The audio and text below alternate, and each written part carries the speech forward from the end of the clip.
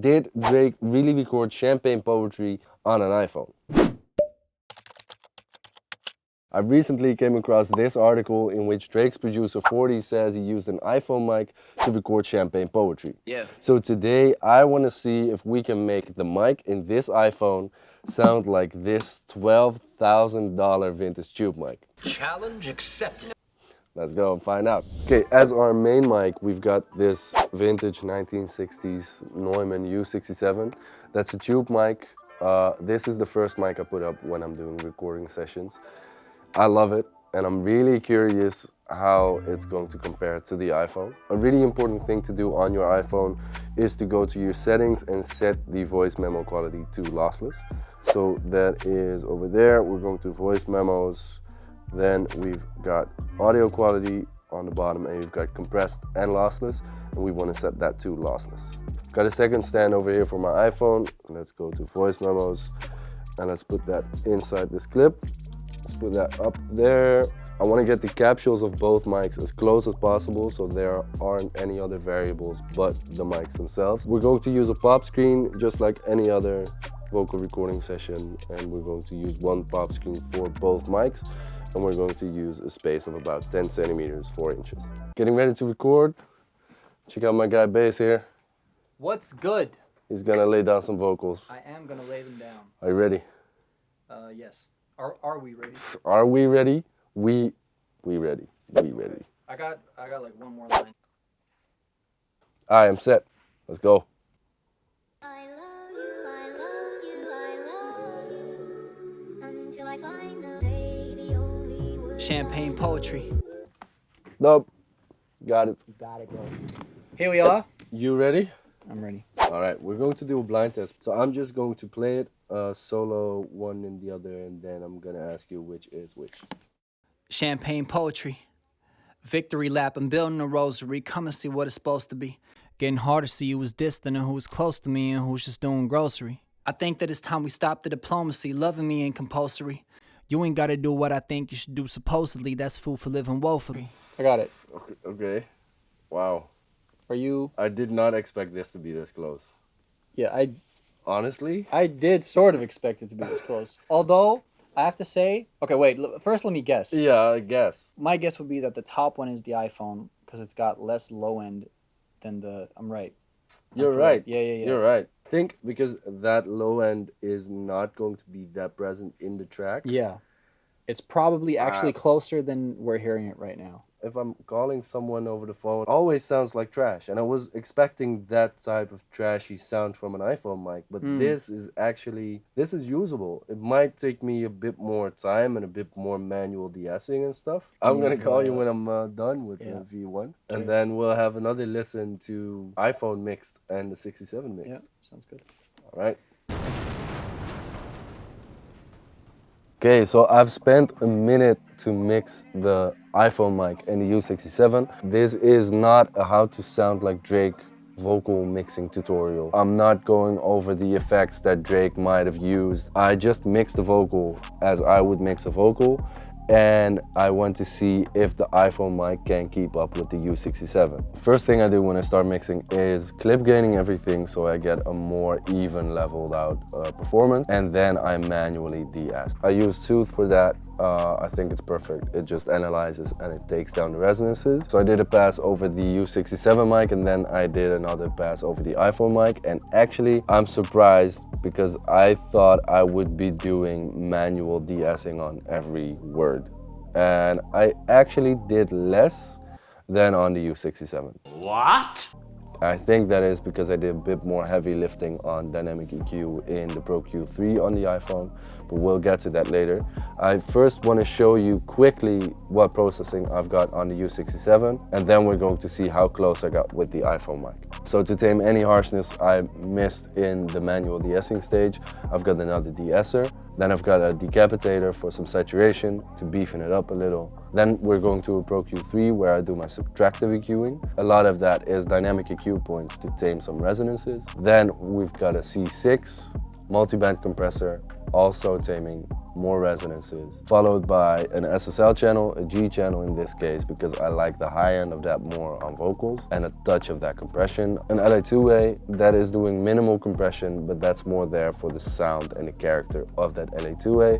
Then we've got a Pultec EQ, Tube EQ, for some lows and some highs. Then we've got Soothe to do its thing on the resonances. I love how that just takes your vocal from being almost done to being completely done. And then to top it off, I needed some of that nasty mid-range distortion that Drake can have in his vocals. So I put on a lo-fi on 0.2 distortion, no saturation. Bus 9 is my vocal parallel that goes through another de-esser because we're going to heavily compress it with the 1176, and I want to tame down those S's so they don't become too much. And a decapitator for some more saturation, and a mic EQ to EQ some of the air in there, some high mids and some lows as well. That is on the U67. I'll play that without all of that and with all of that. There will be a level jump because of the parallel compression and the saturation in there. So this is without any processing. Victory lap, I'm building a rosary, come and see what it's supposed to be. Getting hard to see who was distant and who was close to me and who's just doing grocery. And then with everything on it. Victory lap, I'm building a rosary, come and see what it's supposed to be. Getting hard to see who was distant and who was close to me and who's just doing grocery. All right, let's do it differently on the iPhone mic. On the iPhone mic, I actually want to show you which plugin is doing what. So we've got the de-esser. Champagne poetry. Victory lap, I'm building a rosary, come and see what it's supposed to be. Getting hard to see who was distant and who was close to me and who's just doing grocery. And then we've got the mic mod. This is the guy that's doing the heavy lifting. This is by Antares. It's a microphone modeler. So you can actually model the microphone that you have to another microphone. The iPhone mic is not in there because who in their right mind would record music with an iPhone? So I tried the Elises, and of course we want to model the C800G by Sony. And this is the before and after. So before the mic mod. Champagne poetry. Victory lap, I'm building a rosary, come and see what it's supposed to be. And now with the mic mod. Champagne poetry.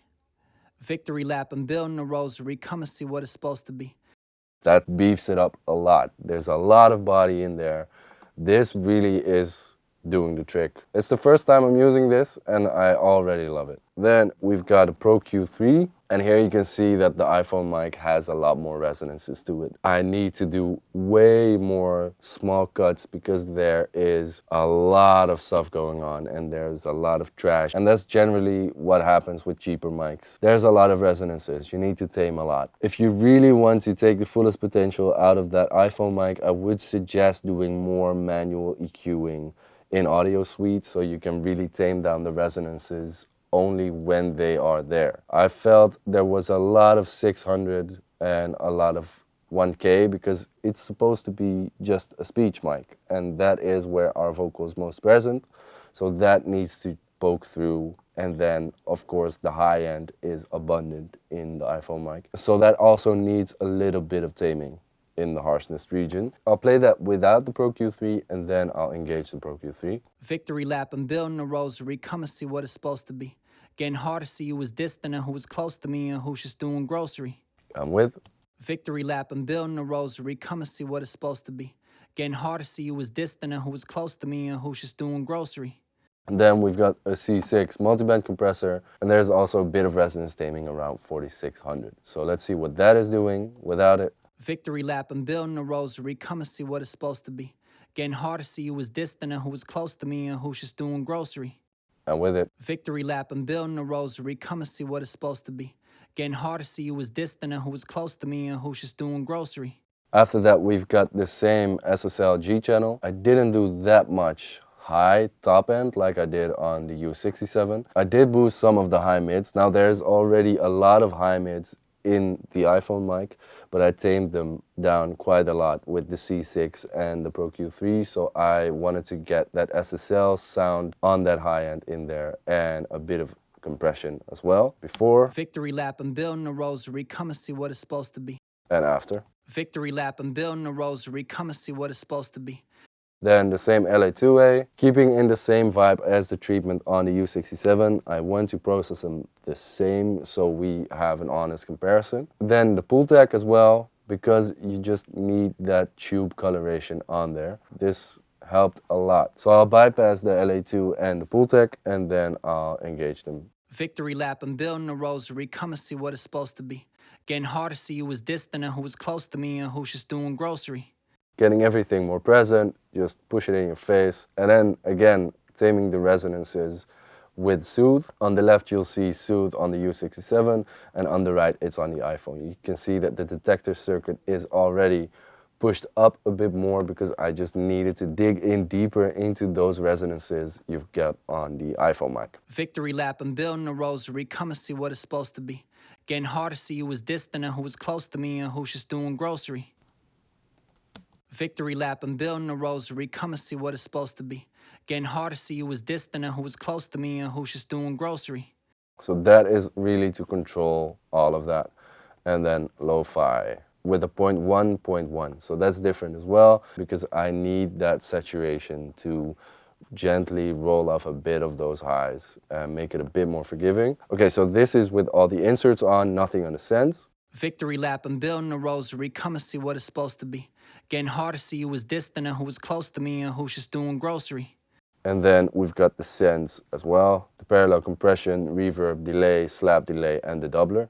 Victory lap, I'm building a rosary, come and see what it's supposed to be. Getting hard to see who was distant and who was close to me and who's just doing grocery. Let's see how that compares to the U67. Victory lap, I'm building a rosary, come and see what it's supposed to be. Getting hard to see who was distant and who was close to me and who's just doing grocery. And back to the iPhone. Victory lap, I'm building a rosary, come and see what it's supposed to be. Getting hard to see who was distant and who was close to me and who's just doing grocery. I mean, there is a difference, especially in depth and the clarity in the mid-range, but I think you could get away with an iPhone recording. I'm really curious how big the difference is going to be with the instrumental on, so let's have a listen to that. Here's the U67. Victory lap, I'm building a rosary, come and see what it's supposed to be. Getting hard to see who was distant and who was close to me and who's just doing grocery. And the iPhone. Victory lap, I'm building a rosary, come and see what it's supposed to be. Getting hard to see who was distant and who was close to me and who's just doing grocery. Victory lap, I'm building a rosary, come and see what it's supposed to be. Getting hard to see who was distant and who was close to me and who's just doing grocery. Victory lap, I'm building a rosary, come and see what it's supposed to be. Getting hard to see who was distant and who was close to me and who's just doing grocery. Okay, so there is a difference, but it's a lot smaller than I expected. You can push an iPhone recording pretty far. I'm hearing more grittiness, more depth, and more just realness in the U67. And in the iPhone, it's a bit flat. The character in the mid-range is not really there. It's not as vibey and present and upfront as I can get the U67. But let's say you've recorded the best verse ever on your iPhone with a pop screen in an acoustically treated room. You could definitely make it work. If you put even more time into it than I have done, you can definitely get it even better than this is. One thing to note though is that because of the built-in compression in the iPhone, your room acoustics become way more important. So I would suggest recording in a space that is acoustically a bit on the dry side, or maybe build a small vocal booth for your iPhone. And that's it. I am really curious to hear if you think that Drake's Champagne Poetry could or could not have been recorded with an iPhone. So please let me know down below what you think, and I'll see you on the next one.